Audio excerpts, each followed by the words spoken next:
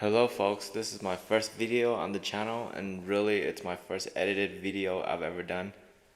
I will be doing time lapses of art on interesting creatures and talking about them as the piece progresses. Like literally almost any animal, living, extinct, or mythological and fictional, etc. So I'll start with the head like most people do. I wanted to show the forward-facing eyes and the binocular vision unique to the Tyrannosaurus family, at least for the more derived ones. Now, this is kind of a difficult angle as compared to the normal side view. I ran into some alignment issues which I'll come back to later. Although there were earlier remains discovered before the dinosaur was officially named, they were deemed too fragmentary to base a new animal on. These included some teeth found in 1874 by Arthur Lakes near Golden, Colorado, Edward Drinker Cope's pair of vertebrae fragments in 1892, and John Bell Hatcher also found some postcranial bones in the early 1890s. It wasn't until 1905 that Professor Henry Fairfield Osborn named the beast from the partial remains of a specimen found in eastern Montana some 3 years prior, calling it Tyrannosaurus rex from the Greek words tyrannus, which means tyrant, and sauros, meaning lizard. The species name was given as rex, which is Latin for king.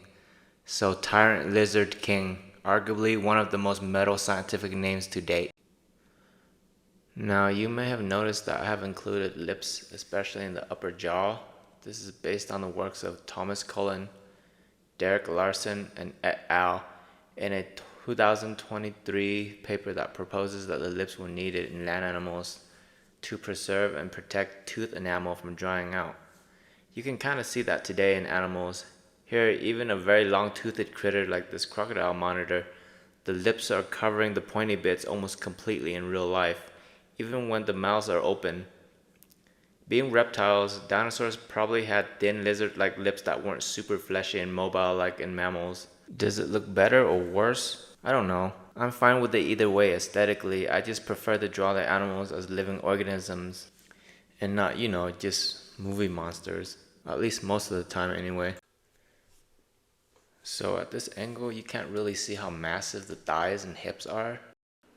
But they are massive. The ilium, the top part of the hip that looks like a flattened crest of bone, from the side the skull is proportionally about as long as it is. Some recent papers have proposed that these dinos can't run as adults and may have just sort of power walked. Given the stride length and musculature and the efficient bird-like lungs plus the adaptation for speed, like the arctometatarsal foot, it is my opinion that the speed is probably still close to an athletic human sprinting. I would not want to be chased by one. Yeah, so here I'm redoing the back and the neck. Their necks are pretty thick and muscular. Here I'm doing the folds on the sides and the shoulder blade. Gotta erase. It was so hard to find like an appealing position. That's usually the hardest part for me, is to find like some good composition to put the animal in. But enough about my artist woes, and in continuing about the animal itself, Tyrannosaurs lived about 68 to 66 million years ago in the late Maastrichtian period of the Cretaceous. Yes, they have moved the KT extinction event back to 66 million years, as opposed to 65. I guess I'm kinda out of the loop since I just found out about this like a week ago. Its closest relative is considered to be Tarbosaurus bataar, sometimes called Tyrannosaurus bataar because they were so close. Others and myself used to think that something like a Daspletosaurus was an ancestor to T-Rex. But if Tarbosaurus was closer, then it may mean that the Tyrannosaurs from Asia migrated over to the North American continent to displace the existing ones like Daspletosaurus and Gorgosaurus that were already living there before. And speaking of displacing other predators ecologically, the ontogenetic differences between younger animals and the older ones are quite drastic. The smaller individuals of Tyrannosaurs were almost gangly looking speedsters with modestly sized heads and necks. It was only into adulthood that they developed massive bone crushing jaws and a bulldog like neck. So at different life stages, they were occupying different niches and may have been going after very different types of prey. This would explain how the same species could displace other predators at various stages of its life. So here when I'm shading the animal, I'm using a piece of paper to rest my hand on so I won't smudge the details. Like the juveniles of this species, early members of the Tyrannosaurus like Dialong and Guanglong from China were lightly built. Aside from their head crests and feathers, their overall body plans were superficially basic, like those of other theropods at that size range. So as far as stats go for the Tyrannosaurus, it stands 6'7", 350 pounds, 1% body fat, and a 900-pound bench press for reps. Alright, so the real stats are it was about 40 feet long and weighed from 7 to 10 tons or more, according to some estimates.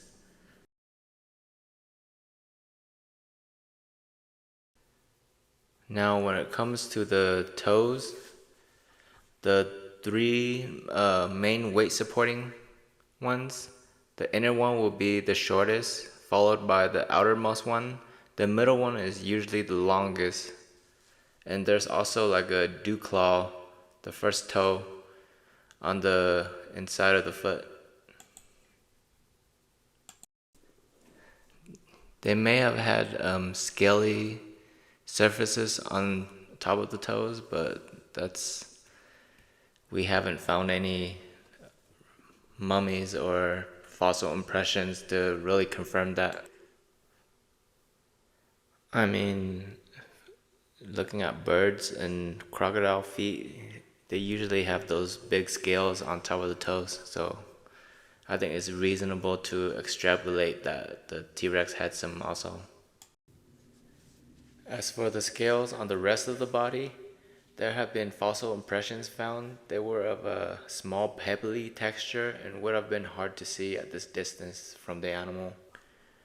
There were feather impressions from more basal relatives, and a few years ago it was a common trend to just cover everything in a thick coat of feathers. Now, since the discovery of the previously mentioned scales and new studies, it's mostly agreed that big adult Tyrannosaurs probably didn't have much feathers, given that they are physically active animals that live in relatively warm environments. In fact, being a large animal presents different challenges, one of which is dumping excess heat. You can see this in large multi-ton creatures of today. Those living in warm climates like African elephants and rhinos have a very sparse covering of hair on them. So here you see me filling in some of the bumpy and scaly parts of the head and face. Many of these features have left marks, sort of like anchor points in the actual bones of the skull. Places like the bumps over the eyes and the rough textures of bone down the snout would have supported thickened horn-like protuberances that gave the animals a very distinctive look in life. Some have speculated that these may have been used to engage in display or non-lethal combat, maybe in butting or pushing matches, before they escalated into full-on face biting and tugging war before one gives up. So imagine someone biting your face and pulling you around with like 6 tons of bite force.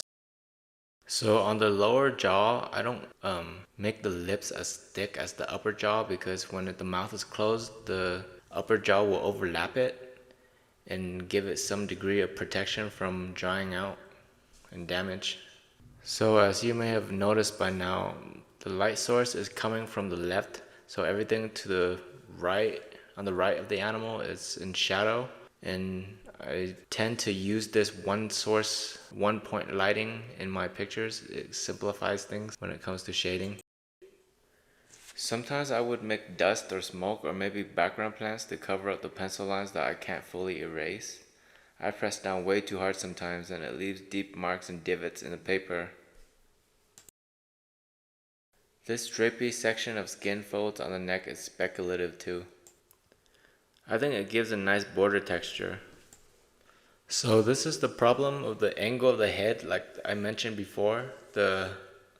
From this angle it's kind of hard to align the eyes to each other sometimes. So I made the left eye like way too high and it doesn't really make sense. It looks like lopsided. So there, that's a lot better. I can live with that for now. Yeah, so this is pretty much what I got at the end. I think it came out pretty decent. I will be uploading more videos of this type in the future. I got some good stuff planned. If you enjoyed this, don't forget to like and subscribe for more, and don't forget to leave suggestions in the comments if you have something in mind. So alright, take care and I'll see you next time.